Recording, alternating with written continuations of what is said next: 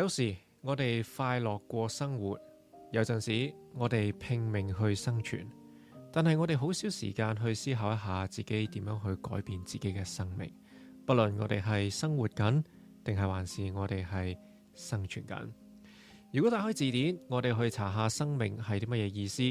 我哋會發現生命係一個嘅名詞。然之後，生命係將動物同埋植物同埋無機物區分開嚟嘅一個狀態，包括咗生長、繁殖、功能活動同埋喺死亡前嘅持續變化嘅能力。作者認為就好似一隻冇夢想嘅鹹魚同就好似冇夢想嘅時候就同一條鹹魚冇分別，其實唔變化都展現唔到一個人嘅生命力。咁所以神經可塑性嘅作者就表示，生命其實係我哋必須要去書寫嘅一個故事，我哋要去創造佢，唔好去安於我哋嘅現狀。而經歷之前嘅4次共讀呢，我哋經歷過呢一個神經可塑性嘅第一階段，大致去了解到神經可塑嘅原理啦，以及大腦喺唔同情況下嘅一個運作方式。依家呢，我哋終於要去到第2階段啦。咁今次亦都係我哋最後一次神經可塑性嘅共讀，因為我覺得我已經將呢一本書嘅內容呢七七八八咁樣去講晒俾大家聽。如果你真係好有興趣嘅，我建議你去圖書館嗰度去嘗試借呢本書翻嚟，好快咁去睇一次，你就會發覺你聽完我哋呢五次嘅共讀，你已經係冇乜嘢再可以喺呢本書嗰度攞到。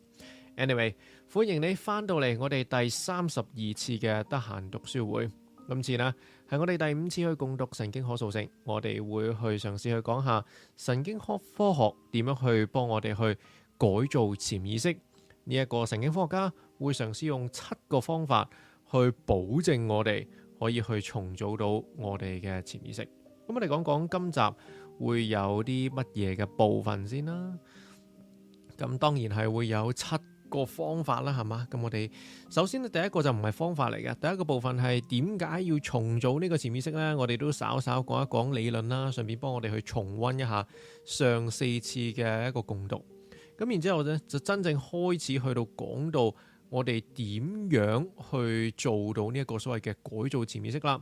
咁第一步呢，係擺低部電話。咁點解要擺低部電話呢？咁去到第2個部分，我哋就係講一下呢個視覺化想像。我哋會以一啲嘅例子啦，例如係菲比斯啊，同埋去講下呢個視覺化想像其實係點樣去實踐出嚟。原來係要同呢個現實去做連結。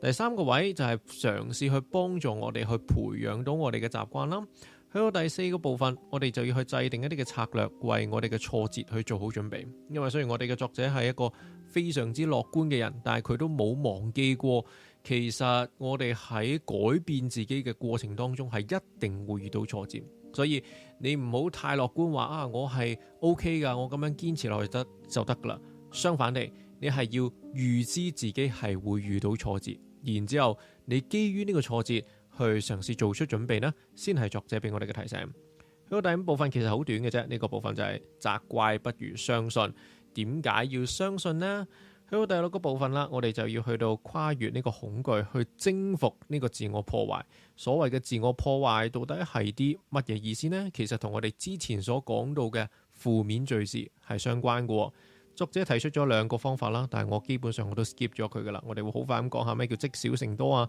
同埋跳入深水區。去到第7個位呢，其實就係我自己賣大包去送俾大家嘅，因為呢一個位係作者都用咗第1階段嘅最後嘅嗰個篇幅去講下呢個神經工具包啦。咁所以我就掉埋呢個神經工具包喺呢一度，咁就保證我哋真係講晒呢本書嘅內容。咁就係啦，都係嗰句啦，我真係基本上已經講晒呢本書嘅內容啦。如果你係中意呢本書嘅，咁可能你就要去睇下其他有關於神經科學又或者腦科學嘅書，咁去再增進呢一方面嘅知識。咁依家呢，我哋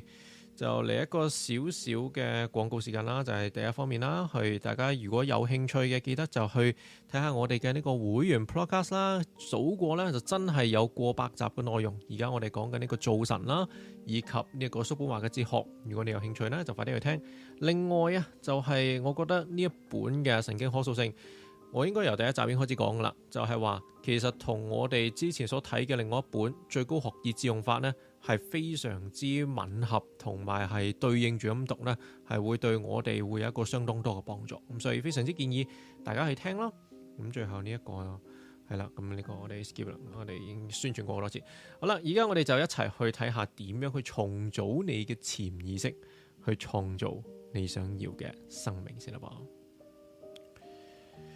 好，點解要去重組我哋嘅潛意識呢？因為我哋嘅大腦啊，其實大部分嘅時間呢，都係喺潛意識嘅層面嗰度去運作。意思即係話，我哋經常處於一個自動駕駛嘅一個狀態。你唔會時刻咁樣去吩咐，喂，我個心啊，每秒要跳幾多下，然之後叫自己眨眼，叫自己去吞嘢，叫自己去呼吸，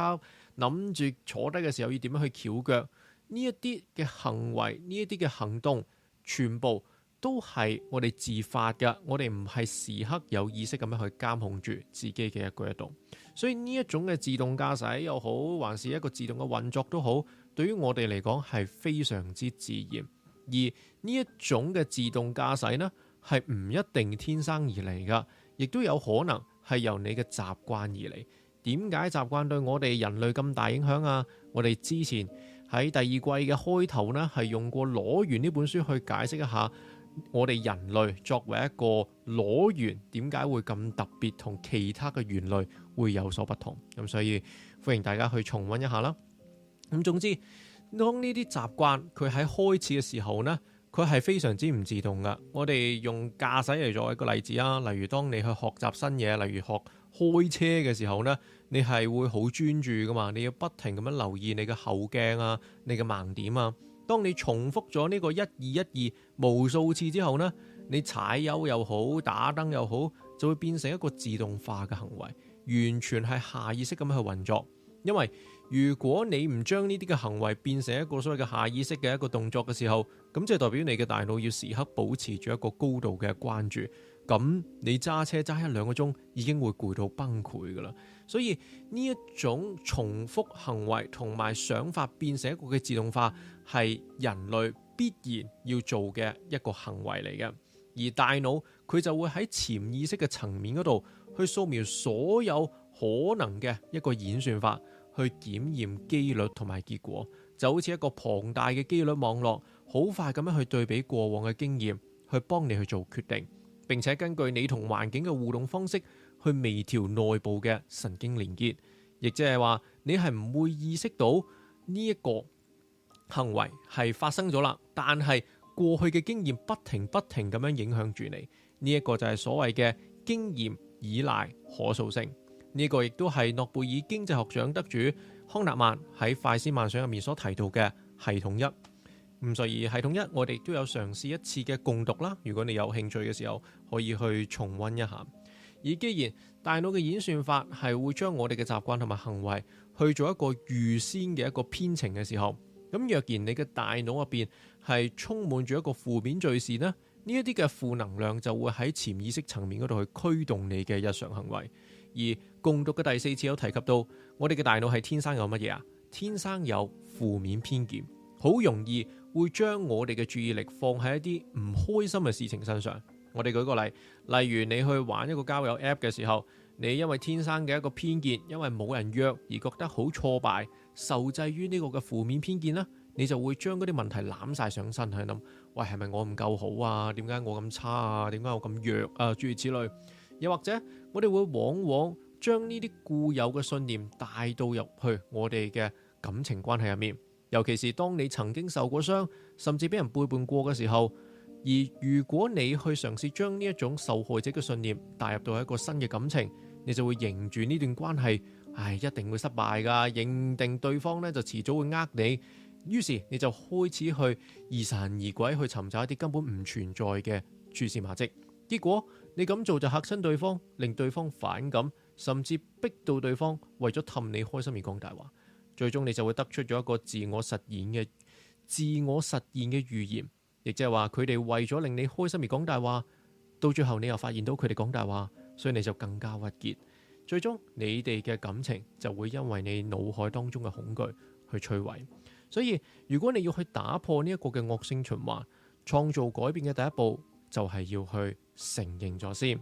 承認可以令到你將想要改變嘅潛意識敘事去帶到入去你有意識嘅思維入面。有好多時候呢，呢一啲嘅負面嘅內在故事日積月累，多到已經變成咗你嘅背景噪音嘅一個部分，形成咗一種根深蒂固嘅習慣，連我哋自己都唔為意，你甚至可能都唔相信嗰啲 bullshit 噶啦。咁但係呢一啲嘅說話仍然成為咗你每日嘅習慣，不斷喺潛意識嘅層面嗰度去控制你嘅行為。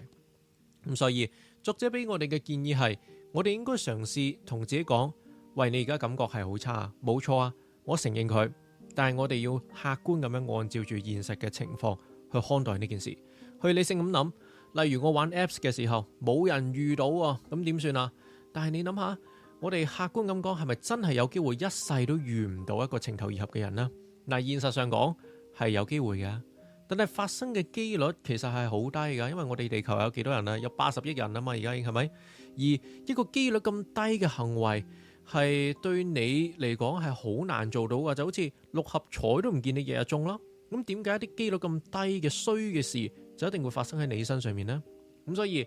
理智上你應該去諗下。你玩 Apps， 然之後呢，其實識唔到人喎，有好多方法識唔到人喎。咁你就要明白，其實俾人拒絕又或者識唔到人，有陣時係一個常態嚟㗎。與其將呢一個被拒絕去解讀為一個所謂嘅自我攻擊，不如學識客觀抽離呢一啲，只不過係一個所謂嘅數據庫入邊嘅一個客觀嘅資訊，亦即係話，當你試多幾次嘅時候，你個腦其實已經有足夠嘅資料、足夠嘅數據去知道，俾人拒絕係一個常態嚟㗎，所以倒不如我哋將呢一啲嘅失敗當成係收集一啲嘅情報，當係我哋升緊級咁樣，即係好似打機升呢咁樣。當你將呢啲嘅感情上面嘅挫敗當成係一個 AI 訓練模型時候 input 嗰啲數據咁睇嘅時候，你就剝離咗呢件事帶嚟嘅情感傷害，將佢轉變成一個提升心理韌性嘅一個嘅養分。咁所以啱啱嘅嗰一抽說話，你有冇印象啊？一定有，因為如果你聽過我哋喺第一季去講呢個 Stoic， 亦即係呢個 Epictetus 去思考佢嘅人生嘅時候，其實佢成日去做嘅就係提醒我哋情感還情感，理智還理智，你唔好俾呢個所謂嘅情感去影響到你，令到你陷入一種所謂嘅負面當中。而我哋呢位作者其實佢只係用個科學啲嘅方法去幫我哋去進入 Stoic 嘅世界，亦即係話Stoic 點解去到今時今日已經過去咗成千幾2000年啦？點解今時今日仲有好多人去講？甚至我哋而家會仲有一啲嘅所謂嘅網上嘅課程啊，有一啲嘅名人啊，去嘗試去談論呢一個所謂嘅 Stoic 啊。個根本原因就係因為呢一個方法係好 practical 嘅，而我哋呢位神經可塑性嘅作者認為，我哋只要改變呢個嘅客觀敘，改變呢個負面嘅敘事，轉化將佢變成一個客觀嘅抽離嘅時候，往往地咁樣係幫我哋嘅潛意識去嘗試減低被呢個情感控制嘅一個機會。咁呢個就係一個所謂嘅科學啲嘅講法。以下呢，我哋就要去講下一啲嘅方法，去嘗試去改變我哋嘅敘事方式，同埋去睇下作者點樣幫我哋去改造我哋嘅潛意識咯。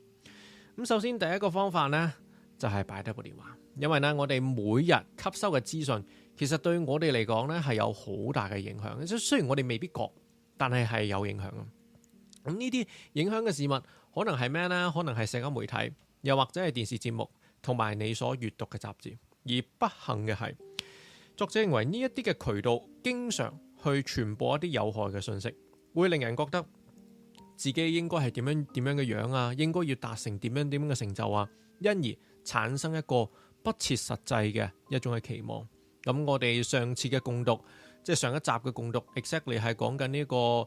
何苦為難啦，咁亦都係講緊呢個所謂嘅父權社會點樣去構作出一個要競爭啊，要去比較嘅一種嘅社會。所以如果你有興趣嘅，想去了解一下到底呢個所謂嘅父權社會又好，又或者呢個競爭嘅社會係點樣影響住我哋嘅，咁建議你去重溫翻上一集嘅呢個我哋嘅得閒讀書會。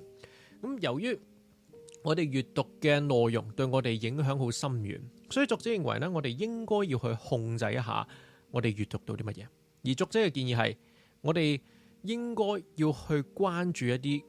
只係鼓舞人心嘅內容，而唔去理會嗰一啲對自我形象有負面影響嘅資訊。咁呢方面我係唔同意嘅，因為我認為多元閱讀係非常之重要，尤其是喺我哋嘅世代當中，我哋好容易，因為例如我哋用 Threads 做一個例子啊，你中意某一樣嘢，咁其實 Threads 就會不停 feed 俾你噶嘛。例如我中意玩 LL， 咁然之後 Threads 就會不停咁 feed LL 嘅嘢俾你，俾我。咁例如可能係中意，我唔知中意車嘅啊，中意爆旋陀螺係嘛？我估係我估計有一啲人係中意呢一類型嘅嘢，咁你個 Threads 就咪充滿呢類型嘅嘢。咁所以我哋其實日常當中已經係好，我哋嘅認知已經係一個好偏向。相反地，我哋如果係嘗試閱讀一啲嘅經典啊，閱讀唔同文化嘅一啲嘅，例如小說啊，其實係幫助我哋抽離下我哋本身嘅一個文化。咁所以我自己覺得作者呢個建議，亦即係話淨係去留意一啲鼓舞人心嘅內容，係我哋一開頭可能應該要做嘅。咁但係你要提醒自己咯，唔好經常困咗喺一個位嘅時候呢，咁其實你嘅思想就會狹窄咗。當你狹窄嘅時候，你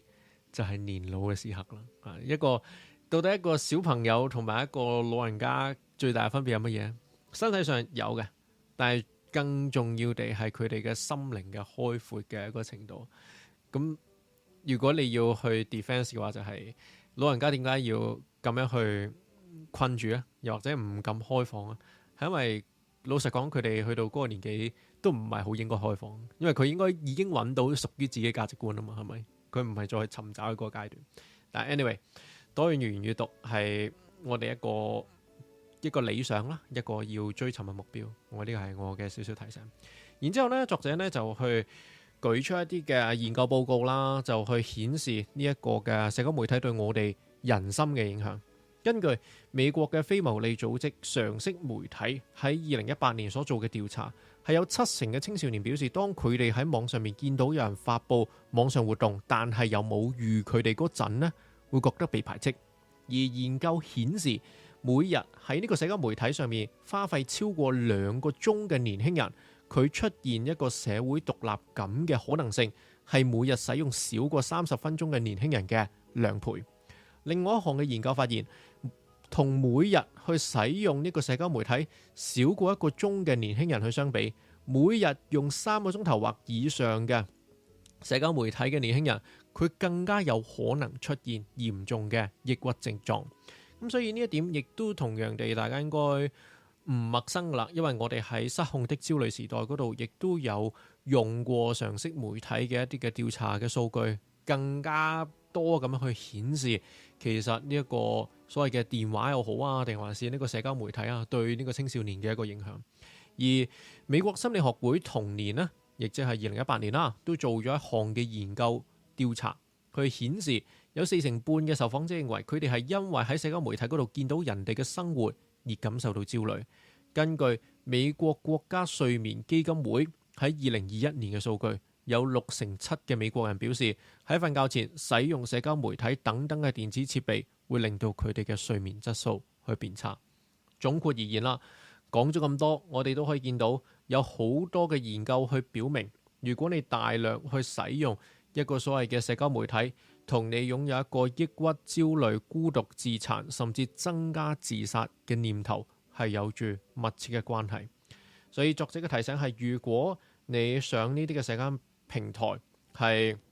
你追蹤嘅一啲嘅賬號係令到你感覺唔好嘅，令到你淨係諗住一啲自己冇嘅嘢，即係你見到話佢擁有好多自己冇，又或者令到你產生一個負面嘅自我對話嘅話呢，咁作者就會建議你去主動控制嗰一啲影響我哋精神狀態嘅因素，唔好再去閱讀又或者追蹤呢啲嘅賬號，以免你同人哋去做一個比較，又或者令到你對自己產生一個負面嘅感覺。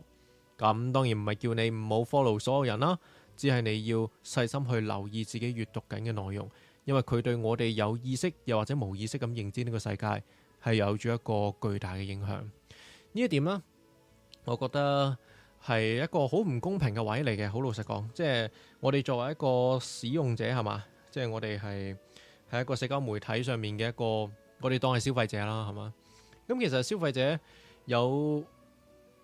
即係你喺行一個超級市場嘅時候，你唔會話你有啲什麼什麼責任噶嘛。我哋主要係話我要 enjoy 呢一個服務係嘛，我哋通常都係咁諗。但係去到社交平台嘅時候呢，我哋反倒係將自己掉咗入去一個充滿住宣傳嘅一個世界，就好似好簡單啦。例如牛哥講經嘅 Threads，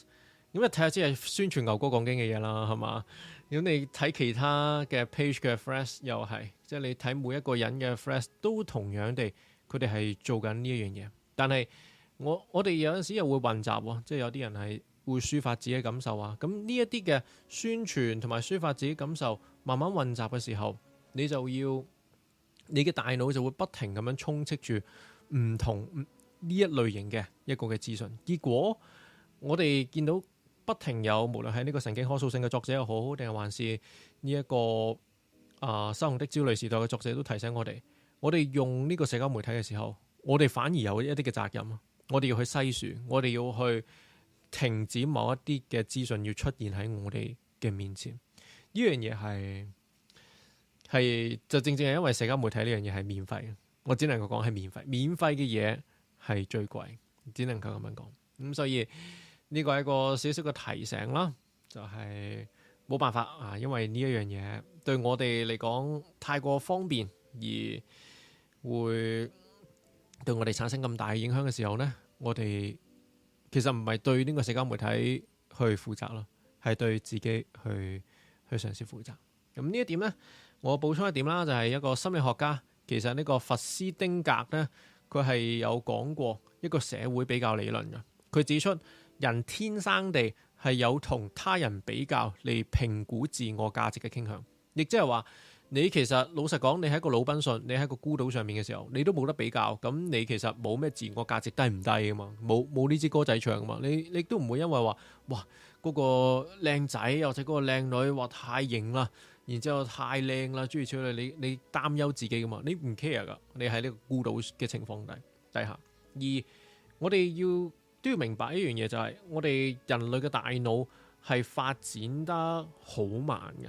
因為演化係需要一個好長嘅時間去作出一個改善。而我哋喺過去嘅呢幾千年嘅時間入邊，我哋只係得現實世界。而現實世界當中，你通常需要去比較嘅係邊個啊？係鄰居同埋你嘅同事，亦即係話你身邊嘅人。你喺古代嘅一條農村，你咪同嗰條農村嘅人去比較咯。但係因為我哋而家擁有咗一個虛擬嘅平台，呢個 IG 又好 Facebook 又好，你被逼同全世界最靚、最成功、最有錢嘅人，仲要呢啲人個個用咗好多個 filter， 請咗一啲專業嘅攝影師去幫佢影咗一輯嘅靚相。咁所以你係同呢80億人當中嘅0.0001% 嘅人去做一個向上比較，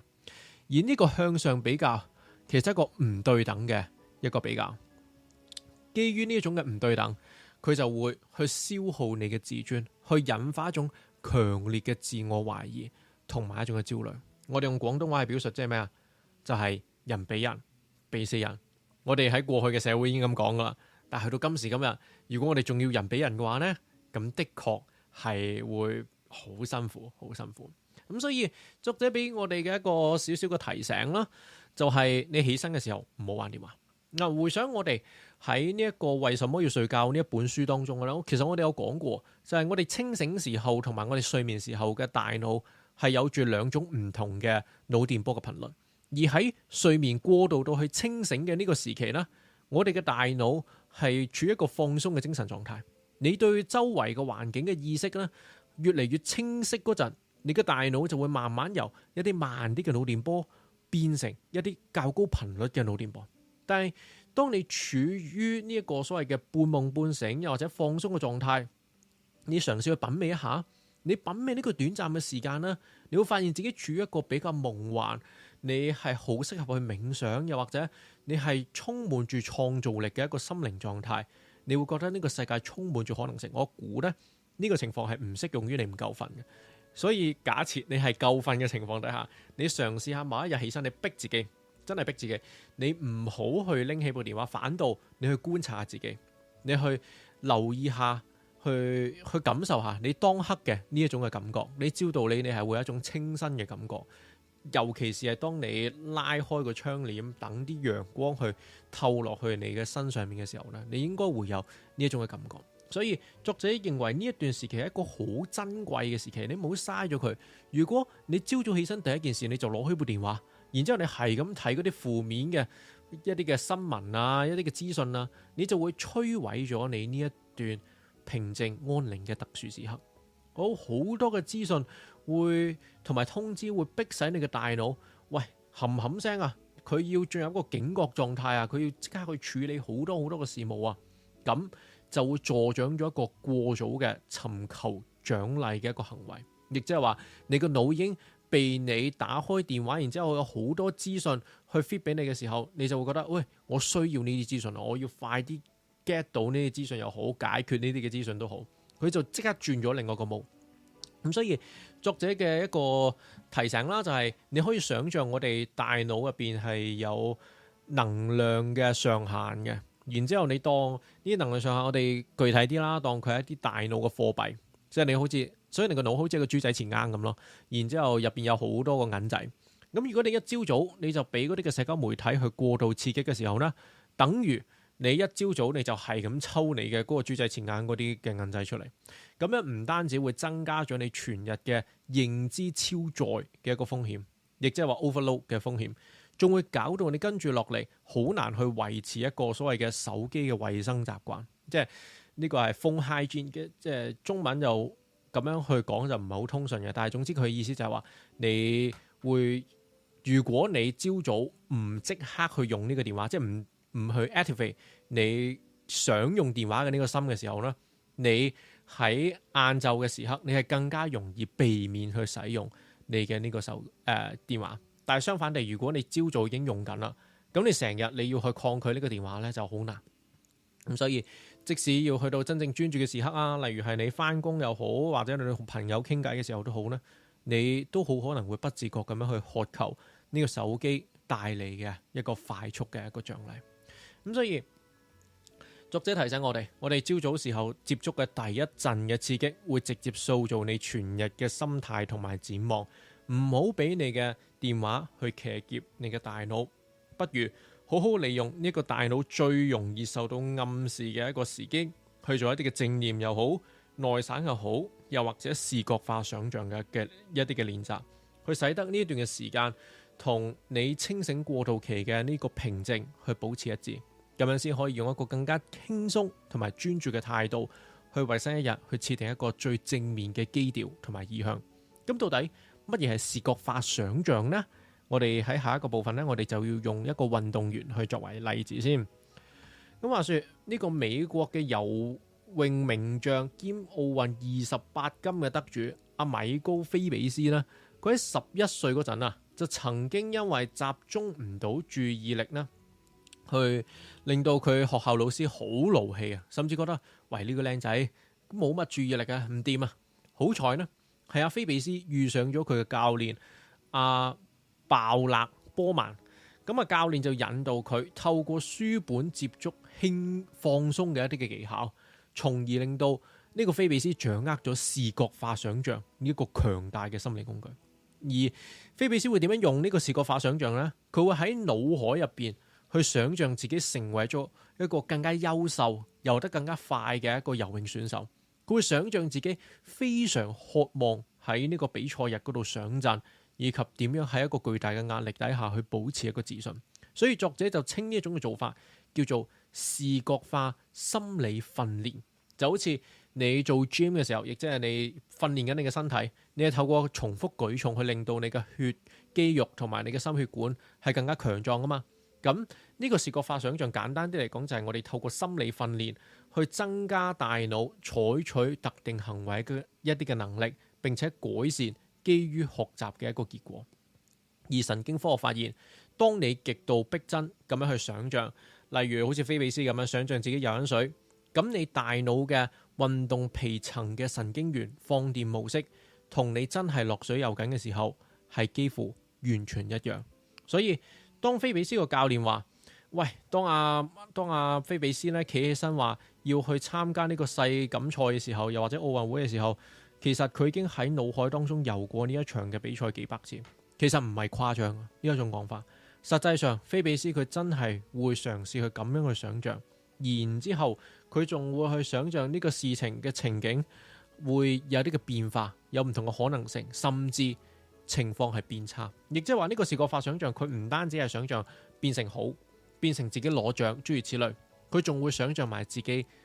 一個所謂嘅失敗嘅時刻，去構思面對突發狀況嘅時候應該點樣去面對。咁但係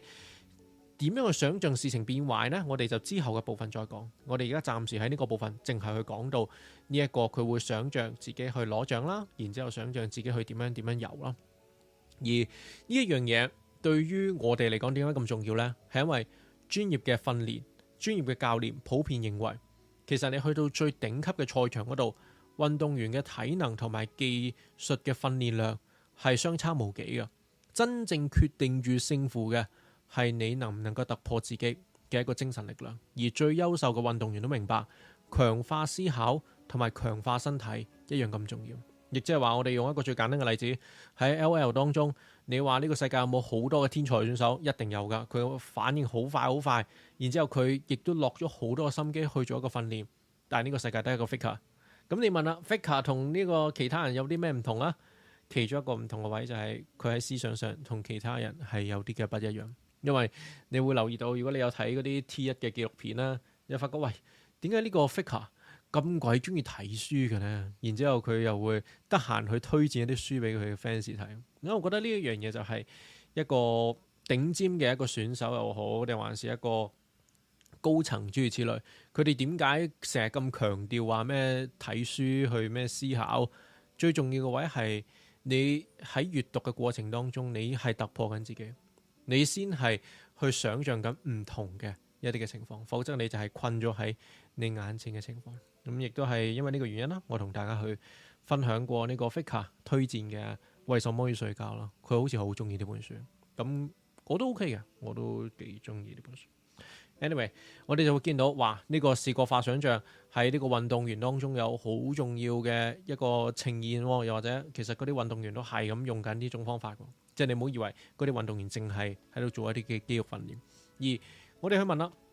你點樣可以令到呢個視覺化想像更加具威力啊？個原則好簡單嘅啫，就係你必須要同你嘅呢個所謂嘅現實嘅體驗去互相連結，亦即係話你心入邊去彩排一件事 OK， 但係你唔好淨係彩排，你要喺現實生活當中去執行，因為視覺化想像係唔能夠完全取代真實嘅體驗，否則佢就只不過係齋諗。亦即係話你嘅視覺化想像，如果你淨係諗嘅時候，你淨係訓練緊你嘅神經元啫。但係你落到現實嘅時候，會有其他唔同嘅情感，會有其他唔同嘅吸收噶嘛，係咪？會有其他唔同嘅一個感覺嘅一個接收噶嘛。咁所以你一定係要加埋呢個實際嘅執行。咁我估呢，有啲人會聽到呢度嘅時候就話：哦，我知啦，呢個就係王陽明嘅知行合一，係咪？嗱，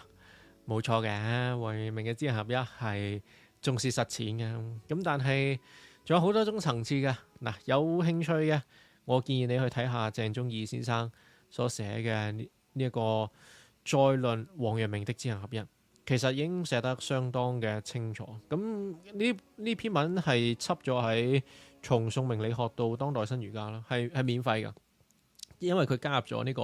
開讀計劃，大家係可以免費喺網上面就可以 download 嚟睇。咁所以冇乜藉口啊！即係一個頂尖嘅教授，佢去寫咗一篇王陽明嘅知行合一嘅文章，然之後佢係可以公開傳閱嘅一篇嘅文章。咁所以如果你真係有興趣對於王陽明嘅知行合一，我嘅建議就係去嘗試自己睇一睇嚇。你會發現冇咁唔係淨係講實踐嘅啊，除咗實踐以外仲有啲嘅。OK， 咁啊，另外我哋亦都會發現啦，另外一啲嘅，例如係紐約大學嘅心理學家加布里埃爾厄廷根呢，佢嘅研究啊證實咗，其實你單純去想像一個美好嘅結果，反倒會削弱你嘅行動力。點解？個原因係因為你嘅大腦會誤以為你已經成功咗，所以佢就提出咗一個所謂嘅 WOOP 嘅一個策略，亦即係 wish、outcome， 然之後 obstacle， 仲有 plan。咁當你諗晒呢4樣嘢嘅時候呢，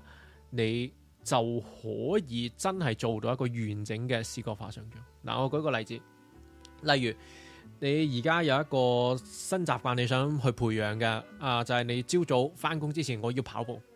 咁你要點做呢？你係要喺因為你遇到個難關係乜嘢呢？就係話，喂，我次次咧鬧鐘響咧，我就會撳翻嗰個貪睡模式噶啦，咁就再瞓翻個回籠覺。咁點樣避免呢個方法呢？就係前一晚你喺心入邊去彩排呢件事先，亦即係話你唔單單係要去預演，當個鬧鐘響嗰陣，你唔好撳呢個嘅貪睡模式。你仲要彩排埋乜嘢啊？你要彩排埋我朝早起身嘅時候，我好攰啊，成個人軟賴賴，個身又痛，然之後背脊嗰下又抽住，我好想瞓多陣啊，我唔得啦，我起唔到身啊！你要想象埋呢啲嘢，你要將實際嘅一啲嘅困難考慮在內，你唔係去好樂觀咁去想象，聽日一定會更好噶，我聽日一定會好想起身噶，唔係，反倒你要接受現實，係啊，我係好辛苦啊，我知道嘅，我一定要堅持。咁然之後，你就想象啦，哇！自己起咗身，昏沉沉，好想瞓翻覺，但係你堅持住，你起身換衫，然之後你去到朝早嘅時候，你要真係做到呢一 set 嘅動作，否則你就會白白咁樣彩排。哪怕你最終喺呢一次嘅嘗試當中，你冇踏出到去你屋企門口，但係只要你堅持到，例如我嘅心理彩排咗，我一定要着到件衫啊！你完成到，你起身再着埋衫，我唔理你着完衫之後你咪翻去瞓，但係你起碼你完成咗着衫呢個步驟嘅時候，你大腦入邊有關於呢個成 set 活動，亦即係話你起身之後要去着衫嘅呢個行動嘅一個所謂嘅神經序列已經強化咗啦。當你呢個基礎打好之後，咁你嘅呢個神經序列你就可以點啊？你就可以慢慢再加啲嘢落去咯。你就話，你今日淨係着到衫，你就翻去瞓個回籠覺。OK， 你 let it go，你去到第二日嘅時候，你再去想像，然之後你想像今次多咗一樣行為，就係你戴埋個耳機啦，你揀好埋音樂啦。OK， 你做埋呢兩樣嘢啦，然之後你開埋個跑步 apps 啦，你慢慢去再想像做呢啲嘢，再做多呢啲嘢，直到有一日你成功將成個行為延伸到去推門離開屋企。你今日跑咗10分鐘，聽日跑11分鐘，再後日跑12分鐘，慢慢咁樣去再增加落去。所以當你預先喺你嘅腦海當中去模擬過你好眼瞓嘅呢個阻力，並且你制定一個應對嘅方式嘅話呢，咁你大腦就會形成一個好強烈嘅執行嘅一個意向，亦即係話你嘅大腦會話，如果有 X 嘅時候，我就會實踐 Y 啦。咁呢一個情況就會大幅去降低你朝早賴床嘅機率。咁所以我哋要記住，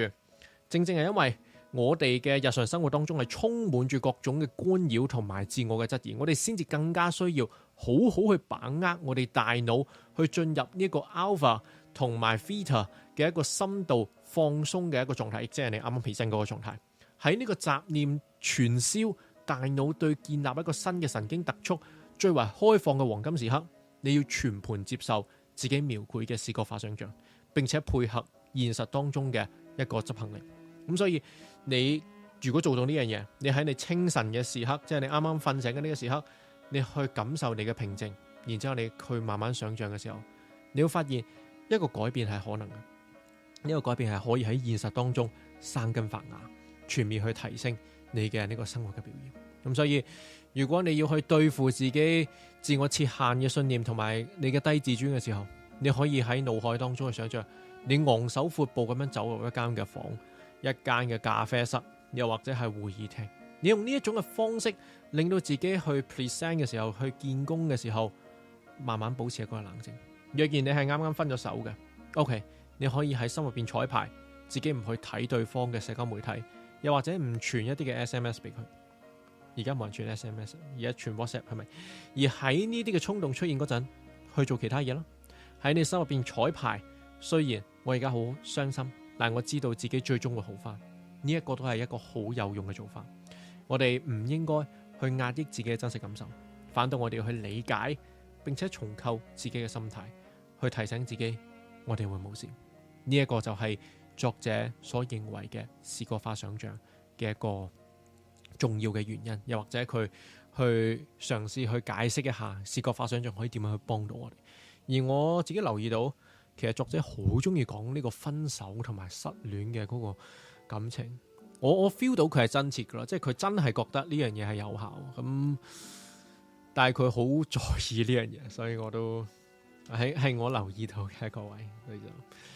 所以大家提醒大家啦，就係咩時刻最好做到呢個視覺化想像？喺你朝早啱啱起身嘅嗰個時刻。咁其實如果你係嘗試啱啱嘅嗰個跑步嘅嗰個動作嘅話，我估你跑步時候去做一個視覺化想像，亦都係一個幾好嘅一個時刻嚟。因為我自己跑步嘅時候就係個腦係好放鬆啊，一係就係睇風景，一係就冇諗嘢。咁所以喺呢個時候做一個視覺化想像，應該都係一個幾好嘅時候。飲啖水先。好啦，去到第二點，唔係第二點，去到下一點就係呢個習慣。呢個你問啦，為一個人要徹底去改變自己，去脫胎換骨，改變自己要幾耐嘅時間啦？科學嘅答案係18到256日不等啊！咁聽到呢個數字咧，你可能會好灰心喎，哇200幾日！但係如果你諗下，你追求嘅唔係一時三刻嘅改變，而係影響住你可能1年、2年，甚至10年，甚至你成世人嘅一個蛻變嘅時候，咁你用10零20日，用100幾200日嚟徹底消除你咁多年嚟積聚嘅由呢個負面嘅一個信念去支撐嘅一切，係好划算嘅。其實，例如你可以諗下，我假設啦，小明啦，可能小明佢細細個日日都嗰個屋企人成日同佢講，你做唔到噶啦，你邊有咁叻啊？你睇下人哋啦，你睇人哋明仔係嘛，跑得人高嚇，飯又食2啖就夠啦，係嘛？點似你咁嘥米飯啦？諸如此類，呢一啲嘅説話日積月累嘅時候，其實你可能會話，喂，冇咩惡意嘅係嘛？啲屋企人係嘛？呢啲都係愛嘅表現嚟啫。但係其實呢個好影響小朋友，佢會形成一種根深蒂固嘅一種嘅信念，慢慢咁樣去喺小朋友心目中去扭曲，變成咗一種去擺喺他人身上嘅刻板印象，甚至係呢個小朋友會以為咁樣去對待人哋係可以嘅，甚至係應該要咁樣去對待人哋。咁所以有陣時其實我哋話要建立一個新習慣，即係作者成日提我哋咩神經可塑性，然之後話你係可以改變嘅。呢啲佢想做到啲乜嘢？係其實提醒我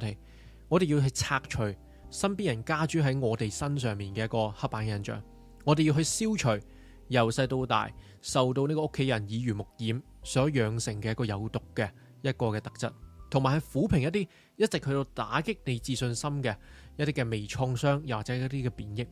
作者提醒我哋嘅係，當我哋建立緊新習慣嘅時候，其實我哋冇得咁抽離㗎，我哋唔係淨係嘗試去做多一樣嘢。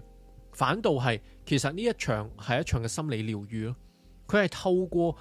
去用我哋嘅大腦嘅神經叢數去覆蓋我哋舊有嘅創傷回路。呢一樣嘢，我相信大家去聽我哋之前去講呢一個蛤蟆先生去看心理師嘅時候，其實蛤蟆先生去看心理師，正正係想提醒我哋，有陣時有啲嘅傷害，其實佢唔一定係要打，唔一定要係惡意咁樣去鬧一個小朋友，單純係打擊佢，單純係話佢你唔夠好，單純係唔相信佢，其實已經對呢個小朋友會產生咗一個巨大嘅影響。呢樣影響佢唔係淨係影響佢一個所謂嘅佢有某一個嘅習慣咯，反倒係佢呢一個嘅習慣點解會有 A、B、C、D 咁多嘅習慣啊？好多時候係因為佢本身嘅呢個性格特質，而呢個性格特質係源自於你小時候受嘅呢種嘅教育又好，又或者受到嘅呢種嘅一種嘅對付，又或者受到一種所謂嘅照顧所影響到。咁所以作者我覺得比較 touching 嘅位，又或者比較溫暖嘅位，就係佢用呢一個方法去提醒我哋點解改變習慣咁難啊？因為我哋唔係淨係改變嘅一個習慣，我哋唔係淨係加多咗一個習慣，其實我哋係改變緊自己內在嘅一個嘅性格，而呢個性格係用咗好多年他人去灌輸俾我哋去拆解佢係唔難。咁所以作者就講到啦，小習慣係會變成一個大習慣。咁佢俾我哋嘅一個好 bright 嘅一個未來，就係你為你嘅美好未來去鋪平道路嘅時候，你就慢慢會發現你真正嘅你係點樣樣。咁總之啦，我哋要記住一樣嘢，就係你一齊放電嘅神經元就會連結埋一齊噶啦。咁所以你為咗去強化一條大腦嘅神經回路嘅時候，你要去創造出一種嘅新思維，又或者係新嘅行為，然之後互相溝通嘅一個神經元就必須要喺一個極短時間之內一齊去放電，亦即係話你唔能夠去 plan 兩個嘅行為係隔咗好遠。你個大腦冇咁樣嘅 process 㗎，佢唔係咁樣運作㗎，佢係反倒係話，當你例如你係喊緊嘅時候，你阿爸就唔打你，咁你個大腦就正喎，原來我喊阿爸就唔打我，我喊我阿爸就唔打我，咁佢就會慢慢將呢兩個嘅一個所謂嘅反應去做咗一個連結。呢個就係短時間，佢唔理你啱唔啱嘅，總之佢就覺得你成日咁樣做係 work 嘅，你冇死到喎，掂啦，咁就繼續咁樣 work 落去，你嘅大腦咁樣運作。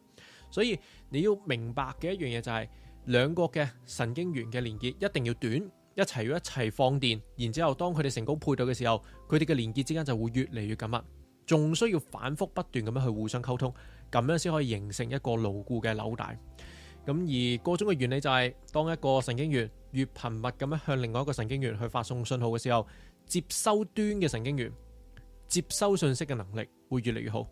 日子有功嘅時候，佢哋之間嘅溝通就會越嚟越高效。所以重複就係為習慣、行為同埋思考模式去開闢一個新路徑嘅最重要、最關鍵嘅一個因素。呢個亦都係正正就係點解要去設定一啲嘅每日提醒啊，又或者你朝早起身要做一個所謂嘅視覺化想像去確立你嘅意向，係一個好有效嘅一個策略。咩叫確立意向呢？就係你每朝嘅時候，你俾一個目標自己。你今日可能係平凡嘅一個返工日，但係你俾一個目標自己，你唔需要多，一個小目標就夠噶啦。你例如係話我今日我無論如何我都係要去食 Sukiya， 我今日無論如何我都係要去食壽司郎，我就係放工嘅時候我就會 aim 去嗰度。你俾咗一個咁樣少少目標，我唔需要你俾一個大目標自己，你就咁樣去做，你會發覺你有咗呢個目標嘅時候，你成個過程你都冇咁迷茫，你起碼你有個方向。OK， 咁例如以我為例子，我每逢星期三我一起身我就係要有呢個得閒讀書會，我就係要同大家一齊去睇書。呢個就係我每個星期三我第一時間去諗嘅嘢。咁所以都當然你有少少痛苦嘅，但 anyway， 但係呢個就係我自己嘅一個小 practice。咁總之就係你要記住，你要有一個嘅新習慣，你養成佢。你問自己，你有冇信心重複刺激佢256次？你冇信心嘅唔緊要，正常嘅冇信心嘅，但係你要提醒自己，你要重複256日，然之後回想你嘅壞習慣啦。其實你重複刺激咗佢可能900幾次，你用200幾日可以改變咗你刺激咗900幾次嘅一個行為，值唔值？照道理係值嘅。咁我哋點樣去確保我哋去有一個所謂嘅習慣呢？作者呢就提醒我哋，其實每一個嘅行為都可以分成一個所謂嘅觸發點同埋一個嘅反應呢兩個點。當我哋養成習慣嘅時候呢，其實我哋會構成一種所謂嘅自動反應 reaction， 亦即係話當你 trigger 到佢嘅時候，你就會有一個所謂嘅 reaction， 亦即係話我俾咗呢幅圖俾你，你個腦海入邊你就即刻唱緊呢個 Never gonna give you up。 點解啊？呢個就係有個觸發點同埋一個自動反應，不假思索嘅一個反應。所以當你嘅反應係不假思索嘅時候，咁佢就係一種嘅自動反應啦。起初呢種自動反應係即時嘅，係你完全控制唔到，你冇辦法控制到嘅。你個腦海入邊就自動播緊歌噶啦。你要之後反省，你先留意到佢。OK， 所以反省好重要。當你反省，你望住你成個呢個 trigger 同埋呢個 response 嘅時候，即係你去觀察自己喺邊個點嗰度去觸發到，然之後你自己嘅反應係幾時，又或者係點樣嘅一個反應嘅時候，你觀察到佢啦，咁你就發現到自己有呢種嘅自動反應。然之後呢個自動反應呢，好怕醜啊，好怕醜。當你一望佢，你留意得佢越多嘅時候呢，佢想匿埋，佢想走。OK， 咁然之後，當佢走咗嘅時候，呢個牛奶味同埋朱古力味就會點啊？就會分開。呢個觸發點同埋呢個反應就會慢慢去擴張，因為佢冇咗呢個自動反應去拉住佢哋啦。佢哋呢個 trigger 嘅位同埋呢個 response 嘅位越嚟越大啦。所以當你觀察佢，你越觀察，你嘅時候，你就發現，咦，有一次你終於見到啱啱嗰幅圖嘅時候，你冇再即刻播歌啦。OK， 咁嘅時候你就發現到，咦，原來我有一個 pause 嘅，我會有一個所謂嘅暫停嘅位嘅。呢一個就係你改變你大腦嘅一個發電模式嘅大好機會啦。你會開始發現，誒，原來自己係可以選擇點樣去回應一個嘅行為，而觸發點同埋反應之間嘅間隔會隨住你觀察而慢慢擴大，直到你打破原有嘅模式，並且作出一個所謂嘅有意識嘅決定，去重新構建佢為止。呢件事唔係一朝得志就可以語無倫次，亦即係話唔係可以一夜之間發生嘅。所以如果你嘅表現，例如你間唔中你仲係有一個自動反應嘅時候 ，make sense 噶，唔好自責噶。總之，當你慢慢去實踐呢個步驟，你不停觀察自己，不停觀察自己到底觸發點係乜嘢，到底個反應係點樣，你越觀察佢，你嘅解決方法就會越嚟越清晰。咁所以呢個就係作者去俾出我哋嘅一個提醒，就係一個觀察自我嘅一個觀察。好啦，咁啊講完觀察之後呢，我哋就要去再講下，喂，我哋都唔可以咁樂觀噶噃，我哋係要去制定一啲嘅策略，去為挫折去做好準備。嗱，首先你要去保持一個堅持不懈。我哋最佳嘅策略我哋講過噶啦，就係要堅持就係要建立一個常規，而其中一個方法就係透過提示。嗱，大腦係可以透過環境提醒同埋時間提醒去觸發某一種嘅反應，或者係一連串嘅行為同埋習慣。我舉一個最簡單嘅例子，就係我一講3.3，你就諗起下午茶；你諗起下午茶，你就諗起西多士，可以係咁樣噶。呢一個就係所謂嘅提示啦，就係透過一個咁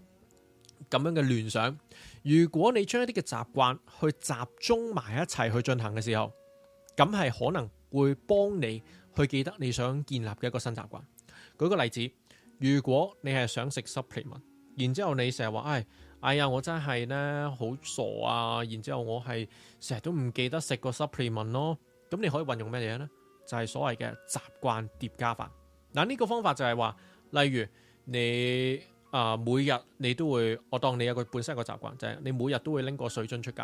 又或者我最簡單咁講，你每日都會刷牙係嘛？一定刷牙啊嘛。咁你咪將你個營養補充品 supplement 擺喺你個牙刷旁邊咯。咁當你擺咗喺呢度嘅時候呢，你就會有個舊有嘅物件去提醒你去執行一個新嘅習慣。咁所以你唔好去勉強自己話，我特登呢有一個新嘅位，然之後呢個位就係專貨一個 supplement。OK， 如果你係做到嘅，咁咪最好咯。但係如果你做唔到嘅，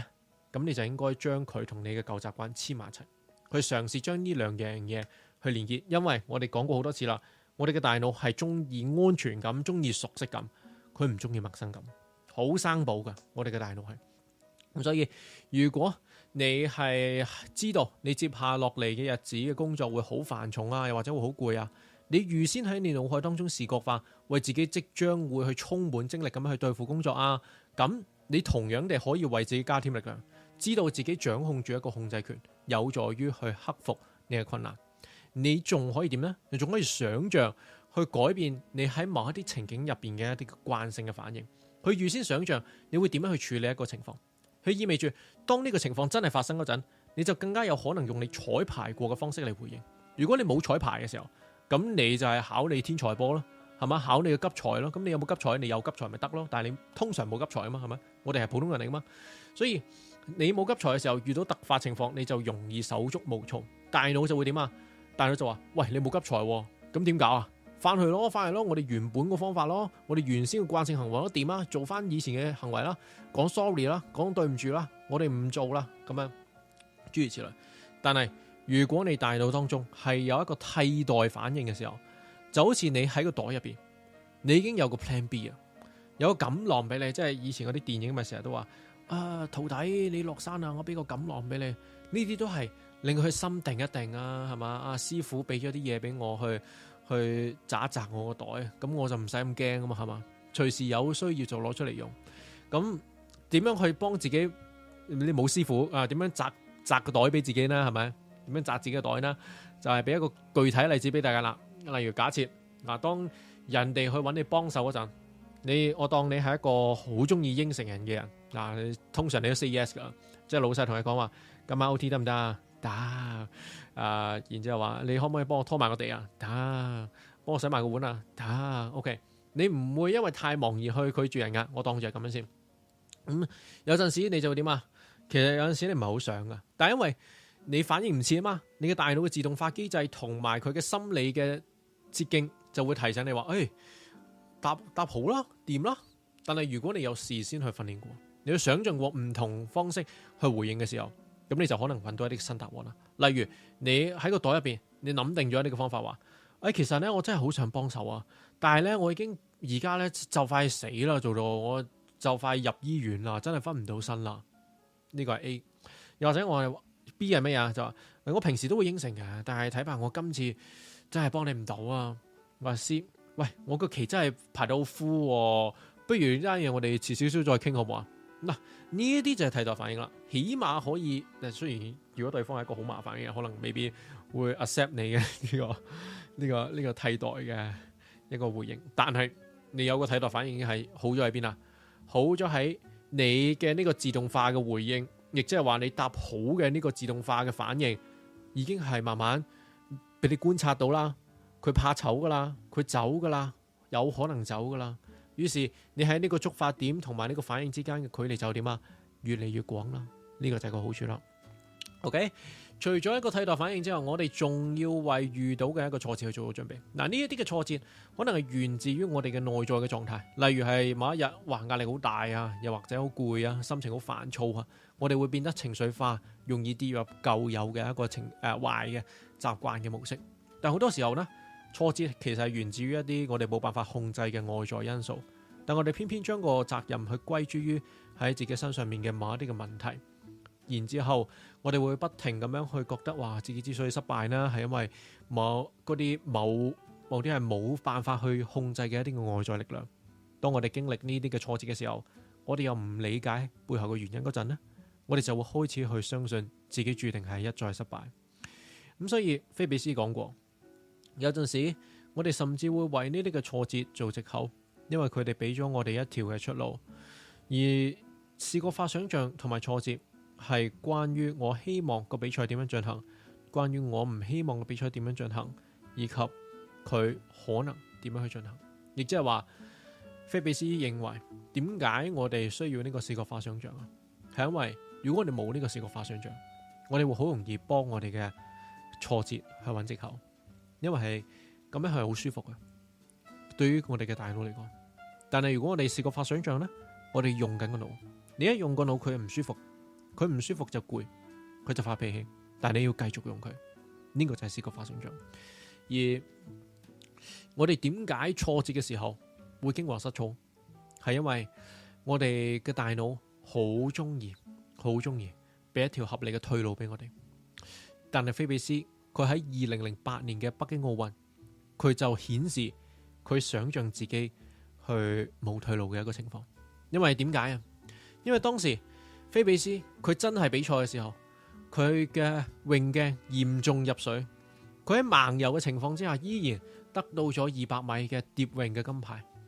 然之後嗰啲記者問佢：哇，菲比斯，你盲咗，你都仲可以攞金牌咁癲嘅？原來菲比斯一早喺腦海當中想象過比賽時候可能遇到嘅各種突發情況，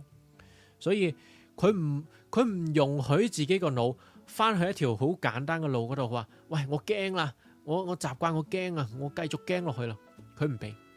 因為佢已經想象過啦。佢想象埋自己，如果我盲游嘅時候，我要點樣做？因為佢想象，喂，其實我個泳鏡可能係入水嘅。於是佢點呢？佢好清楚去數住喺佢轉身之前，自己必須要去滑個水幾多次。所以佢一路數住，我滑咗幾多次，全程保持冷靜，完美咁樣掌控嗰個嘅局面。咁所以菲比斯嘅呢個故事要提醒我哋嘅地方就係，我哋嘅大腦中意掌控一切。而如果我哋冇預備，我哋喺挫折嘅時候，佢所用嘅呢個掌控嘅方式就係驚，習慣咗嘛，驚嘛，OK 嘛，你冇死到嘛。呢個就係大腦俾我哋嘅一個最直接、最自然嘅一個 outcome。而想像試過發想像，又或者想像一啲嘅挫折，俾到我哋嘅係乜嘢啊？俾到我哋係獎項嗎？你中意獎項嗎？我俾個獎項俾你，只不過呢個獎項係我身家俾你嘅。研究顯示，我哋可以喺挫折發生之前改變我哋對於佢嘅睇法，用一個更加正面嘅眼光去看待，而唔好覺得一定係要呢啲嘅挫折係對進步會造成一個無可挽救嘅一個傷害。呢一種嘅心態係有助於我哋遇到挫折嗰陣有效咁樣去作出反應，重新堅定達成目標嘅一個決心，而唔會輕易咁樣去失去希望，又或者放棄。不過作者呢喺下一個小工具嗰度呢，就要俾啲信仰俾我哋啦。因為呢，通常開始咗一個新嘅習慣嘅時候呢，你去到第3個星期你就打柴噶啦，你就打回形啦。有陣時呢，呢一個係一個有意識嘅決定，亦即係話我放棄啦。但係有陣時係你放棄咗你都唔覺，係嘛？直到你四處碰壁嘅時候，你先覺得原來我冇改動。呢種情況好常見噶。因為喺旅程嘅起步階段，你個動機同埋新鮮感喺度嘛，但係之後就慢慢減弱噶啦，大腦就會覺得，喂，你冒險完咯，翻嚟屋企啦，係咪？所以如果你想象你嘅大腦係一個廣闊嘅一個平原嘅時候，你嘅舊習慣就係咩啊？你嘅舊習慣就係喺一個維園當中，一條靚靚嘅石春路，四邊仲有一個所謂嘅街燈又好，花草又好，好靚嘅。但係你嘅新習慣呢？你嘅新習慣係一條泥路嚟嘅啫，間唔中仲會有啲冷氣機去滴水啊。咁你建立習慣嘅時候，你就係咩啊？你係幫緊呢條路去鋪石屎，你幫緊呢條路去種花，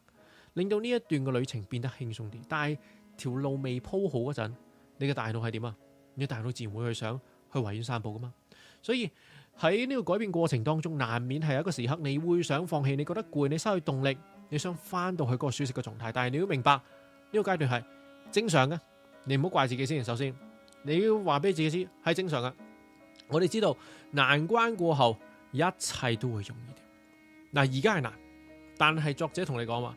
過咗會容易啲。你停咗喺度，你翻咗去，反倒係難啲噶。但係你繼續 push 自己，你之後就會容易啲。然之後有一種嘗試突破界限，要有堅持落去嘅決心。咁所以，如果我哋能夠去承認動力會喺某一刻度係會消失嘅時候，其實咁樣反而令到我哋更加有力量去專注喺建立一個紀律同埋保持一致性嗰度。咁所以你要記住，你唔好同自己講話我一定得噶。你唔係講話我自己一定有足夠嘅動力，你唔好咁樣同自己講。反倒係你要自己承認話，我哋記唔記得我哋今集我哋開頭講第一個方法係咩啊？第一個方法係承認。作者雖然好樂觀，但係我都不停提醒大家，樂觀係唔夠啊，係必須要承認。而喺呢個位，作者有做到，就係話你必須要承認，我哋係一定唔夠動力噶，所以你要依賴住嘅係紀律而唔係動力。咁所以啦，作者講出喺呢度咧，有左邊呢個位咧有個補充，就係話瞓覺對你嘅呢個保持紀律係好重要啦。咁但係我覺得我哋喺睡眠的即係為什麼要睡覺，我哋講過好多噶啦，咁所以我就直接 skip 咗。而當你去真係唔小心跌入一個舊習慣嘅時候，我當你真係咁樣啦，即係你個啱啱我哋所講嘅咩習慣啊，去幫你去建立嗰啲紀律啊，嗰啲你做唔到唔緊要。當你唔小心跌入一個壞習慣，因為舊習慣嘅時候，唔好自責，因為作者喺階段1嗰度提醒過我哋，其實呢種倒退只係大腦去嘗試去重新控制局面嘅一個表現。雖然係冇用噶，但係佢想咁做。而作者希望你記住嘅另外一樣嘢係，大腦係可塑噶，但係佢唔係一條嘅橡筋，佢嘅改變亦都唔係線性嘅。佢嘅意思係，你發現到某一日你重新犯咗個壞習慣，又或者你滿腦子都有個負面思維嘅時候，你好驚，你驚你自己過去嘅努力會白費咗。但係作者俾你嘅提醒係，呢個努力係唔會白費噶。就算你今日失進咗，你嘅大腦唔會話好似橡筋咁樣啪一聲打回原形，唔係咁樣運作噶。我哋嘅大腦係點啊？我哋嘅大腦係會積累。我哋唔應該以完美去作為一個目標，因為有陣時我哋對於完美嘅執着反而會阻礙我哋嘅進步。更慘嘅係呢種嘅執着會阻礙我哋去踏出一個第一步。正所謂完美主義係完成任務嘅敵人。有陣時我哋好難睇到自己嘅進步，我哋對自己太嚴苛，我哋心急想達成嗰個目標，並且為點解未能夠成功而苦惱。其實你應該要做嘅係放慢你嘅腳步，深呼吸，好好享受你當下嘅過程。我嘅提醒係，如果你他朝有一日你真係改變咗啦，咁亦即係話你今時今日嘅呢個改變嘅過程已經完咗啦。你之後嘅人生唔會再體驗呢一段嘅歷程，而你會希望你未來嘅你睇到呢一刻嘅你，除咗艱苦之外，仲有啲乜嘢呢？你希唔希望見到嗰個未來嘅你呢？呢個就係我希望大家去思考，又或者去提醒自己嘅一個位。咁所以成件事唔需要完美，冇乜嘢需要咩完美。我哋唔好俾呢啲嘅呢所謂嘅完美去困住咗自己，去俾自己太多嘅壓力。我近排睇呢個德勒茲去講尼采嘅時候，尼采有一個位好動人嘅地方，就係佢嘗試去揾出一個所謂嘅壓垮人類、壓垮生命嘅一種嘅所謂嘅，用德勒茲嘅即係嗰個譯者嘅翻譯，中文嘅翻譯就係叫高等價值。我哋成日用一啲唔同嘅價值，完美又好，理性又好，什麼什麼好，靚又好，諸如此類，我哋用好多個概念去壓垮自己。但係實際上，概念係概念，現實係現實。我哋要面對嘅係現實。你要話我追求完美得唔得？可以，但係你亦都要明白，我哋活喺一個現實嘅世界當中。生命本身嘅展現唔係在於佢展現到概念嘅靚，而係呈現佢本身嘅靚。Anyway， 有機會同大家去講一講呢個德勒茲講嘅尼采，好短好簡單，亦都幾好睇，不過幾難睇。好啦，而作者提醒你嘅係，其實你已經好好啦。因為點解啊？因為你讀緊呢本書，你正喺度為改變而努力，咁已經好夠啦。你已經做得比大多數人多。而呢個位我估就係正正點解咁多人會中意呢本聖經可塑性，因為你真係好 feel 到作者無時無刻佢安慰你。呢種嘅安慰唔係話呃你，唔係呃你，係慰藉啊，慰藉，又或者佢真係好似嘗試去想咗一個未來嘅你，去睇翻你今日，去陪住你咁樣去行。咁所以作者嘅提醒係，你每一個微小嘅改變又好，你所有嘅努力同埋投入係有用嘅。神經可塑唔係講緊話佢即刻可以將你嘅嗰個自動化嘅動作去改變咗，但係你神經元之間嘅連結，你有 input， 佢唔會出賣你，佢會留喺度，佢會有用。就算你而家未睇得出，你呢個觸發同埋反應之間嘅空間係喺度變大緊噶。即使你今日過得唔順利，你俾人激嬲咗啦，你又出現咗你嘅嗰個自動反應啦，唔代表你嗰啲神經元冇咗噶，佢哋之間溝通緊噶，只不過今次冇溝通到咋。OK， 你唔係變翻嗰個舊嘅自己，大腦唔係咁運作噶。而呢個資訊輸入同埋重塑嘅編程，早喺你大腦當中某一個位置進行緊，係唔會消失。咁所以作者不停要求我哋去相信自己，去信任呢個改變嘅過程。even你見唔到有效，唔代表冇效。如果你係喺一個改進嘅過程當中，你係唔會重蹈覆轍噶，因為你嘅大腦早已經改變咗啦，係咪？至於點解要信任呢？係因為我哋下一個部分就正要講到我哋改變時候嘅嗰個困難嘅地方啦。嗱，因為我哋講過，大腦係好中意掌控噶嘛，同埋需要安全感噶嘛，咁所以佢就會將熟悉感同埋安全感去掛鈎，哪怕係呢個熟悉感同埋我哋真正想要嘅生活根本就唔同嘅。咁所以有家暴背景嘅人，佢大個咗好容易會重複相同嘅虐待模式，亦即係話咁樣解釋咗點解有啲人明明話我唔中意我屋企人家暴我，但係佢又會同一啲所謂嘅渣男渣女去陷入一個所謂嘅戀愛關係，正因為呢種嘅暴力模式對於嗰啲受過家暴家庭嘅人嚟講嘅大腦係熟悉嘅。呢個係作者嘅答案。而作者認為呢一種所謂嘅自我破壞，其實係一種建基於恐懼嘅防禦機制嚟嘅，目的係令到我哋遠離未知嘅事物，從而得到一個安全感。而我哋嘅大腦會認為係乜嘢呢？就係一個已知嘅負面嘅結果，比起未知嘅事物嘅潛在危險係安全啲。有陣時呢，即使你好清楚個正確答案係乜嘢，知道自己應該要點樣做，但你依然會做一啲相反嘅嘢。你可能會為自己嘅行為去揾藉口，因為咁樣做會比起承認自己需要改變嚟得容易啊。而拖延症同埋完美主義其實都係自我破壞嘅表現方式。你驚自己會失敗，呢一個就係所謂嘅拖延症嘅源頭。又或者你驚自己做得唔完美，所以你唔踏出改變嘅第一步。所以拖延症同埋完美主義都係你去嘗試保護自己嘅一啲嘅方法。而現實係咩？現實係你嘅改變係要發生喺未知嘅領域同埋唔舒服之間嘅。佢係處於你決定要去做同埋實際行動令到呢件事情改變嘅夾縫當中。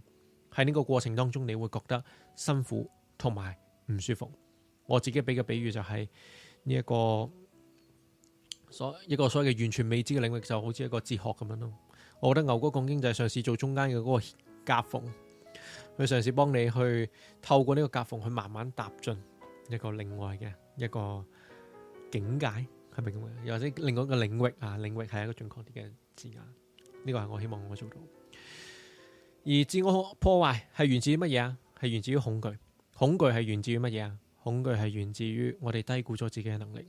以為一個已知嘅結果，就算係極度負面嘅，都依然比起未知嘅結果帶嚟嘅潛在危險更加安全。因此，我哋會諗盡辦法去說服自己，相信自己冇能力，又或者唔應該做某啲嘢，從而合理化我嗰啲令到我哋停滯不前嘅行為。而網球名將祖高域，佢唔係冇一個恐懼噶，佢認為恐懼依然存在喺佢嘅心入邊，所以佢唔係 fearless， 佢只係將呢個恐懼去轉化為一個激發嘅動力。無論呢一個恐懼點大都好，佢將佢轉化成我要落場去比賽。而正正喺呢種恐懼當中，我哋嘅大腦會創造出一個新嘅神經突觸路徑。我哋嘅個人成長就喺呢刻誕生啦。我哋嘅目標唔係要 fearless， 我哋係要承認恐懼，對恐懼表現出我哋嘅勇敢。亦即係話，黑暗依然係存在噶，但係你學識咗成為黑暗當中嘅一個光。呢個係一個比較詩嘅講法啦，呢個作者嘅講法啦。我嘅詮釋係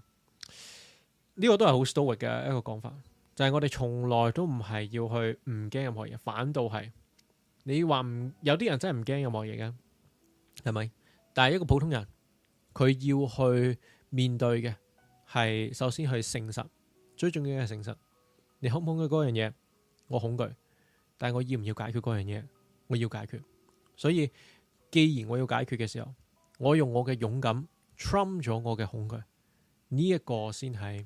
我哋要追求嘅一種狀態，而唔係話我哋忘記咗呢個嘅恐懼，並非如此。咁所以啦，有兩個去面對呢個恐懼嘅方法啦，其實都好長噶。我寫咗喺文稿嗰度啦，如果大家有興趣就自己去 Patreon 嗰個文稿嗰度自己去睇啦。一個咧就係積少成多，即係你每次少少地咁樣去做一個改變啦。作者用咗佢嘅狗仔作為一個例子啊。咁如果你中意狗仔嘅，你都可以睇下，幾得意嘅。老實講，但係太長氣啦。另外咧就係一個跳入深水區啦，即係話一個就係慢慢嚟，慢慢改變啊，慢慢試，慢慢試。一個就係話一次過就嚟料啦，即刻即係例如你驚鬼嘅，即刻跳入一個最恐怖嘅鬼屋嗰度，即係最簡單嘅比喻。另外一個就係積少成多，就咩？你驚鬼嘅，咁然之後咧你就去一啲驚嘅地方，有朋友陪住係嘛，咁然之後你慢慢推進自己去一啲比較再困難啲嘅地方。咁呢個都係我自己覺得就冇咩重要嘅地方。咁所以如果你因為完全唔重要嘅，都係嗰句就係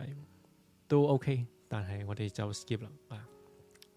咁最後咧，俾一個神經工具包俾大家啦，買大包啊！咁啊，呢個我哋要做嘅咩咧？其實因為我上一次共讀啦，問大家想唔想要呢個神經工具包嘛？而我亦都話，如果大家想要，我應承咗大家會俾一個神經工具包俾大家。但因為當我預備呢個階段2嘅時候咧，我發覺哇，呢個神經工具包其實就係總結緊我哋呢個階段1同埋階段2啫喎。咁不如就用嚟作為我哋階段一、階段二嘅一個總結，同埋我哋成個神經可塑性系列嘅一個總結啦。咁第一樣，我覺得大家要去提醒自己嘅就係承認，承認係好重要嘅，因為我只覺得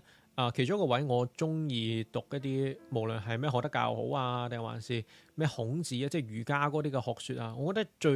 最得意嘅位係佢哋會承認自己有邊一啲嘅所謂嘅人性。例如你問存在主義嘅時候，佢哋會發現哇，佢承認人係自由嘅，佢首先承認人係冇一個所謂嘅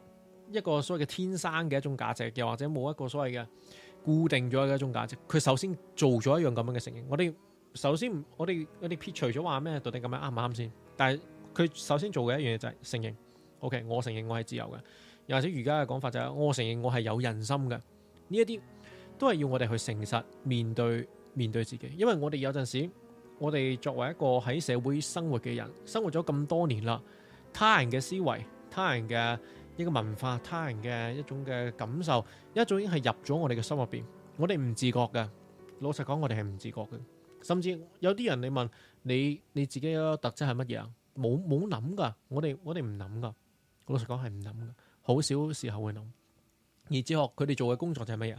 就係反思，我到底係乜嘢？人到底係乜嘢？佢哋咁樣去反思嘅時候，佢哋係承認緊人有某啲，我相信佢有嘅一啲嘅特質。咁當我哋有承認咗呢樣嘢嘅時候，例如我承認咗我係自由，承認咗我係一個有人心嘅人，諸如此類等等嘅答案之後，佢先可以做下一步。所以我唔希望大家去所謂嘅去呃自己話我冇呢啲咁嘅情感，唔係，喺現實當中我哋係有情感。我哋要承認嘅時候，我哋記唔記得我哋做咗啲乜嘢？我哋會觀察啊嘛，我哋有一個 trigger 嘅位，我哋有一個 response 嘅位，我哋要承認係有呢樣嘢。我哋有承認呢樣嘢嘅時候，我哋先有開始改變嘅可能。否則你一路以嚟，你只會自動化咁樣去做好多嘅嘢。所以承認係第一個位，亦都係非常之重要。我好想去提醒大家嘅位。好，咁你承認完之後，你要點樣？你點樣攔截你嘅負面思維啊？階段一我哋好長氣咁樣去同你講話咩生理性嘆息，去幫你個肺泡諸如此類，去講咁多咩 biological 嘅嘢，去話俾你聽就係咩生理性嘆息真係有用噶，唔係講笑，唔係純粹一個所謂嘅心理嘅作用，而係從你生理上去改變你嘅心理。咁所以你生理性嘆息，你承認咗你自己有呢樣嘢，你生理性嘆息，你咁樣去已經攔截咗啦，其實你已經好好啦，你已經係平靜咗好多。如果你做到呢樣嘢嘅時候，然之後你再想做多啲嘅時候，你可以點啊？你可以關注一啲可以量化嘅客觀事實，例如你話喂，我真係識唔到女朋友嘅，咁你問問咯，你試咗幾多次啊？機率嚟講，你睇翻呢個 Apps 啊，佢到底成功機率係幾多？佢每碌到幾多個人，佢先可以成功揾到一個人？你呢啲有可量化嘅一個客觀事實噶。咁如果你真係不及人哋嘅，咁你咪轉另外 Apps 咯。你再唔得嘅，咁你咪轉個方法咯，係嘛？有啲方法啱你嘅，有啲方法唔啱你嘅，但係你要按照一個客觀嘅事實。第四，呢一個好重要啦，因為呢個係我哋喺呢個最高學以致用法當中去講過嘅寫日記。寫日記係非常之重要，因為寫日記係幫你去自己同自己去對話，又或者係將你嘅諗法記錄落嚟。我哋一個人喺現代生活當中屬於自己嘅嘢係好少嘅。你可以賺錢，你可以買嘢，但係賺錢與買嘢，如果例如你同嗰個人唔係好熟嘅，即係我當你係同呢個惠康啊，而家啲人成日笑話咩？我係李嘉誠家族啊嘛，係嘛？即係呢個叫咩佳之船啊？乜鬼？嗰個叫乜鬼？佳仔啊！我唔知嗰隻嘢叫乜鬼。正話我係李嘉誠家族啊，咁然之後我買咗我買咗一卷呢個廚房紙啊，然之後。你買完你有咩 connection 咧？你有冇建立咗？你係咪真係同李嘉誠建立咗 connection 咧？你冇噶嘛，係咪啊？老實講，即係我哋嘅日常當中嘅購物已經俾人異化晒噶啦。即係呢個，如果我哋用馬克思嘅語言嘅話，你根本成個 process 就係異化嘅。咁你買嘅時候，無論係你賺錢又好定買嘢嘅時候都好，呢個全部都異化噶。你冇同任何嘢去建立關係，你冇建立出自己嘅嘢噶。老實講，呢樣嘢係你買完個廚房紙，你唔代表任何嘢噶嘛。你唔係等於咗我就係廚房紙，你唔會講啲咁嘅嘢噶嘛，係咪？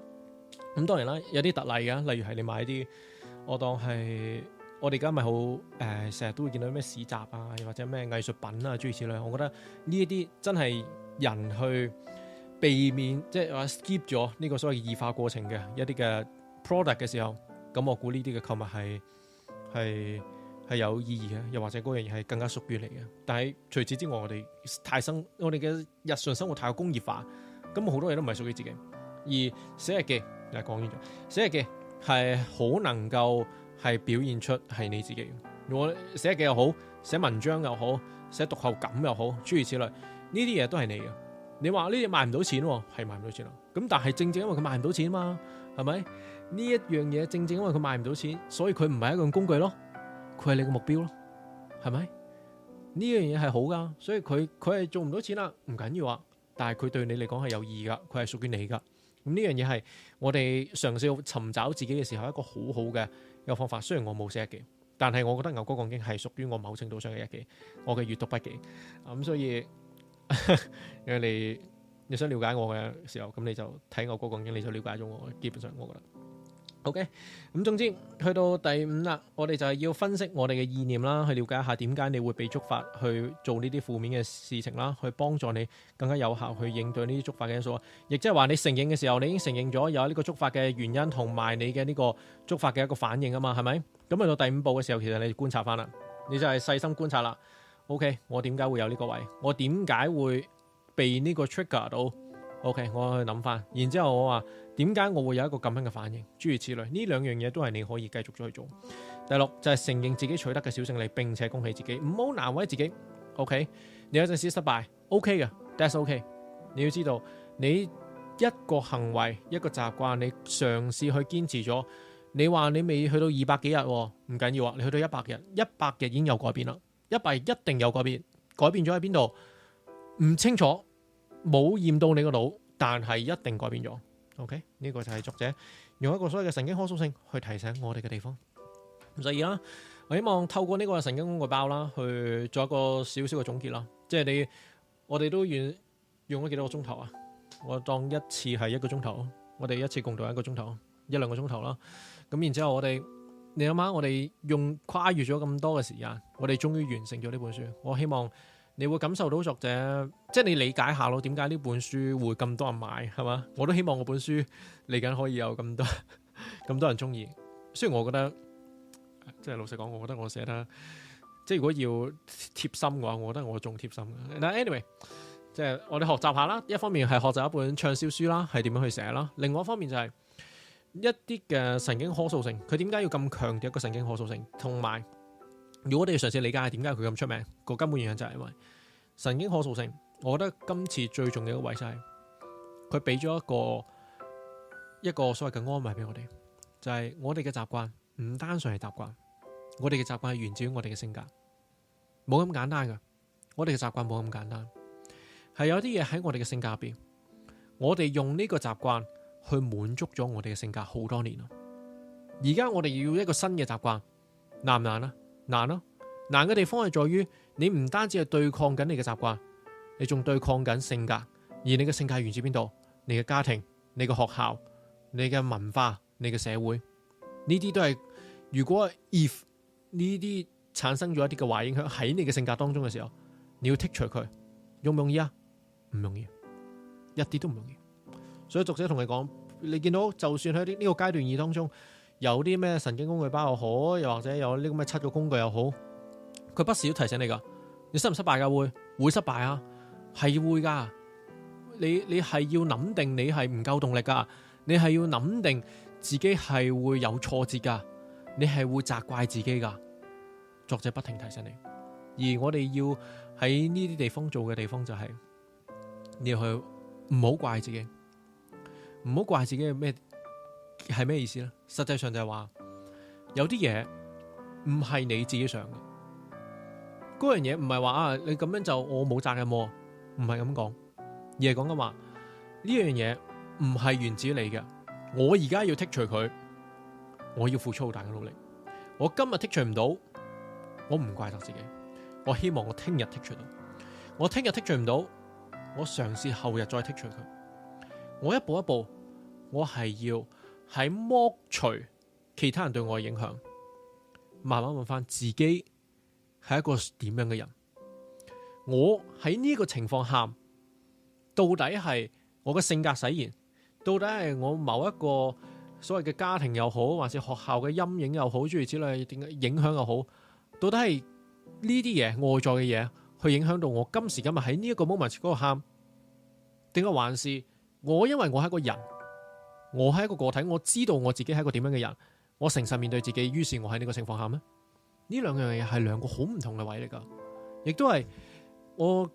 成日都用一啲咩資本主義又好，還是咩馬克思嘅一啲嘅理論嘅一啲嘅語言咩，成日講咩異化。其實我覺得最重要嘅位係我哋要明白，我哋嘅社會係異化嘅，係推動異化嘅。老實講係推動異化，而無論係啲咩，我哋今次睇嘅呢本聖經可塑性又好，定還是我哋平日讀嘅呢個哲學又好，佢哋要做嘅係乜嘢？就要去除呢種嘅異化。相信呢種異化係可以去除嘅。你可以嘗試分析佢，你嘗試呢個分析呢個來源，你去嘗試去解構佢，你嘗試去話我有啲咩 solution 我可以做到，諸如此類。呢個咪哲學嘅路向咯，去分析嘛，話俾你聽點解你會有一個咁嘅諗法。但係種種都係想話翻俾你知，當我解構完呢個社會，我解構完呢個文化之後，有好多嘢係呢個文化俾我，我終於可以篩選啦。我可以揀邊啲入到我嘅心，邊啲唔入到我嘅心。所以 Threads 就係一個好嘅試煉場啦。我成日都話，因為其實好簡單噶，你喺 Threads 當中，你會見到有好多人去質疑你噶嘛。即係例如係你，我舉一個最簡單嘅例子，你喺 Threads 嗰度支持一個瑜伽，10個9個跳出嚟嘅人就話瑜伽點，瑜伽點，唔緊要啊。即係呢啲瑜伽係有問題嘅地方係可以承認嘅，甚至應該俾人點出嚟添。但係唔代表嗰樣嘢你全盤接收噶嘛，係咪？即係啲好嘅嘢你咪吸收，你唔好嘅嘢你咪唔愛。呢個就係我哋嘅選擇啊嘛，而唔係話乜嘢都唔要啊，乜嘢都用尼采嘅語言呢種嘅係咩？呢種係否定嘅力量啊！呢個否定嘅力量，否定嘅力量係冇一個創造嘅價值。我哋要做嘅係一種嘅創造。但 anyway 有機會，我而家嘗試做緊啦，就係由呢個叔本華慢慢去講到呢個尼采，咁然之後就同大家去感受一下成個西方哲學嘅一個反思嘅一個階段。OK， 尤其是其實叔本華同我哋今次呢個神經可塑性其實關係好大嘅，睇真啲就好大嘅，因為叔本華基本上係喺呢個弗洛伊德嘅無論弗洛伊德啦，定係還是呢個嘅達爾文嘅理論之前已經出現咗，然之後佢成套 theory 都影響咗達爾文同埋呢個弗洛伊德，然之後弗洛伊德又影響咗後嚟嘅呢個神經嘅呢個研究。Anyway， 好啦，我哋今集差不多啦，非常之感謝大家啦。咁我哋嘅呢個神經可塑性嘅呢個系列啦，共讀系列終於完成啦。咁我應該唔會再用時間去講埋呢個階段3。咁如果你有啲乜嘢最近嘅好書，你覺得話幾多人討論，然之後又想聽我去講，你可以留言話俾我知啦。上集所講嘅呢本《何苦為難》亦都係我有啲興趣嘅，不過反應就唔係好熱烈咯，咁所以我都要考慮緊。所以我有少少諗緊下一次嘅呢一個我哋嘅得閒讀書會讀邊一本書，但係諗唔到嘅就係連結啦，因為連結我其實都寫咗好多咯，我只不過係未將佢整成一個所謂嘅 PowerPoint， 咁所以連結，因為連結而家已經去到一個好嗰個叫咩，好 juicy 嘅一個階段啦，佢已經係去講到呢個，我睇呢個哈拉瑞去講呢個，已經講咗呢個猶太即係以色列嘅建國歷史啦。上一集講到呢一個猶太教啦，即係一個以色列嘅哲學家會點樣睇猶太教啦，同埋因為我哋而家做神，我哋就快講到去猶太教啦，所以我近排花咗好多時間喺有關於聖經嘅研究，又或者以色列猶太文化嘅一個研究，所以我所以我覺得好對應，我係好想推進嘅。然之後係啦，如果下一集連結嘅話，就會講呢個獵巫唔係獵巫，係基督教。哈拉瑞講基督教，然之後講完基督教，我哋再講獵巫同埋呢個印刷術之間關係。咁所以好多嘢講嘅，仲有非常之多嘢講。希望就如果你冇加會員，就記得留意時間直播。OK， 撳定個鐘仔，咁我哋就可以都係嗰句，哈拉瑞嗰本書係一本你自己真係建議你自己睇我講得好慢，但係我建議你自己睇，係有趣嘅一本書。好，非常之感謝大家。咁我哋今次嘅成經我蘇星大功告成，好開心！我哋嘅呢個得閒讀書會完成咗一本書，好似係第一本，係得閒讀書會嘅第一本。非常之感謝大家嘅陪伴啦。咁就係啦。咁希望我哋下次星期三應該係繼續會有嘅。唔係喎，下個禮拜係咪偶然信箱？OK， 我未諗喎。好啦，我哋下個禮拜再見啦。我哋6月記住啊，我哋6月係會有呢個5週年啦。如果有興趣聽呢個最新消息啊，記得望住，唔記得13號定10幾號。OK，下次再見，感謝大家，拜拜。